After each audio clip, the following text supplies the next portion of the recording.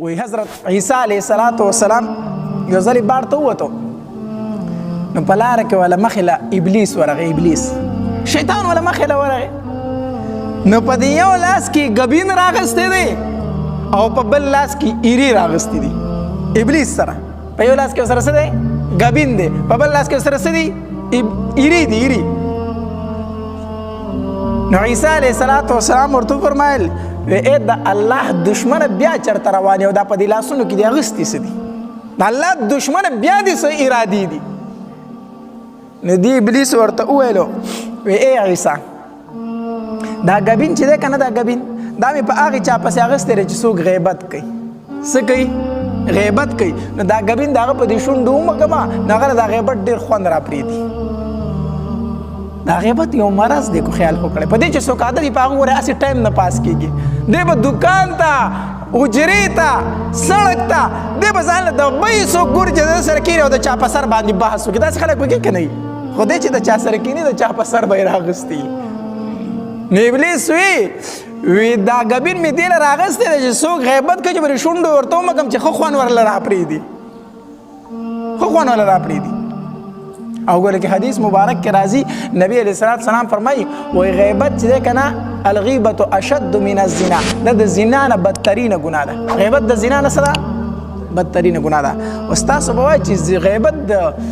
زنا نه څنګه بدترینه ګناه ده نو د هغې مقصد دا ده چې د یو سړي نه زنا وشي زنا که نه نو دی خپېمانه وي که نه وي دی خپېمانه وي خامخا څه وباسي چې په زړه کې څه ناڅه ایمان وي د چا نه بدکاري وشي دا انسان څه وباسي ضرور توبه وباسي دی ډېر خپېمانه چې دا رانه څه وشو چې په زړه کې ذره بره ایمان وي چې ایمان پکې نه خو بیا څه کوي نو کوي دی او غیبت چې کوي نو دی نه څوک توبه نه وباسي ځکه دا چاته ګناه نه ښکاري نو هغې دا ګناه کبیره ده دی په دې ګناه کې مبتلا د بل سپکاوی کوي په زړه کې دا راځي هم نه چې زه په ګناه کبیره کې مبتلا یم د دې وجې نه د حدیث مبارک کې ورته ویلی شوي چې ګوره غیبت د زنا نه غټه ګناه ده د زنا نه پکې سړی توبه وباسي غیبت نه به ګډو څوک وباسي نه توبه او بلکې په غیبت کې به څه کوي چې د چا د غیبت کړی دی که نه نو د هغه نه به هم معافي غواړي د الله په دربار کې به هم توبه وباسي خو چې د چا د غیبت کړی دی هغه ته به هم و چې هلکه ګوره ستا مې ډېرې بدې بیان کړي خو معافي راته کوه خو هغه معاف نه کړي الله دې نه معاف کوي یاد وساته نو ابلیس وی دا ګبین مې دې لاغستی دا شهد دا مې دې لاغستی چې څوک غیبت کوي چې په دې شونډې ورته ومږم او خاص کر زه هم د دې ښځو د شونډې خو د دې ګبین نه اړو خالي کېږي نه ځکه چې د هغوی خو بل کار نه وي غیبت خو چې دوه تنه یو ځای کېږي په درېیمه باندې به یې راغستي خوس به یې رخ کړي موکس یې کوي نو دې نه ځان ساتل پکار دي وی ښه په دې ایرو باندې څه کوي وی دا ایرې د یتیم په سر باندې اچومه چا په سر باندې اچومه د یتیم په سر باندې اچومه چې خلک ترېنه نفرت کوي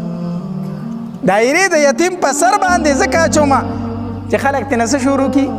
نفرت شروع کړي حالانکه حدیث مبارک کې راځي نبی علیه السلام فرمایي وایي چې کله یتیم جاړي د الله عرش پړه کېدو شي چې کله یتیم په جړا شي د الله عرش پړه کېدو شي او الله تبارک وتعالی فرشتو ته وایي ای زما فرشتو لاړ شئ په دې ماشوم چا ظلم وکړو چې د هغه پلار ما په خاورو کې فټ کړی دی په ده باندې چا ظلم وکړو چې د چا پلار ما په خاورو کې پټ کړی دی په دې بېکسه باندې چا ظلم وکړو نو په یتیمانانو باندې څه پکار دی رحم پکار دی حدیث مبارک کې راځي نبی علیه السلام فرمایي وایي چا چې د ځان سره یتیم په خوراک کې شریک کو که نه الله تبارک وتعالی د دغه انسان دپاره جنت واجب کو الله تبارک وتعالی دپاره څه واجب کو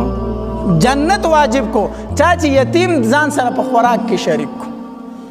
چې روټۍ خورئ یا خو ځان له دسترخوان له څوک راولی داسې غریب او یتیم دسترخوان له نشي راوستی که نه نو کور له وله څه لیږه کور له ولې لیږه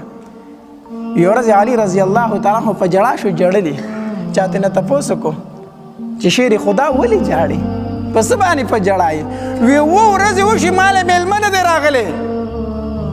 7 ورځې وشي ما د مېلمه سره ډوډۍ نه ده خوړلې یریږم په دې باندې هسې نه چې زه الله تبارک وتعالی د خپل نظر نه ورتاو کړم کو زه خو به چېرته الله ورته وکړې د خپل نظر نه نه یم چې 7 ورځې وشي او ما د مېلمه رانغې ځکه جاړم په دې خبره باندې نو ځان له چېرته دومره څوک ګورئ ښه یا ورله کور ته لیږئ. په غریبانانو یتیمانانو باندې څه کوئ؟ رحم کوئ، رحم کوئ.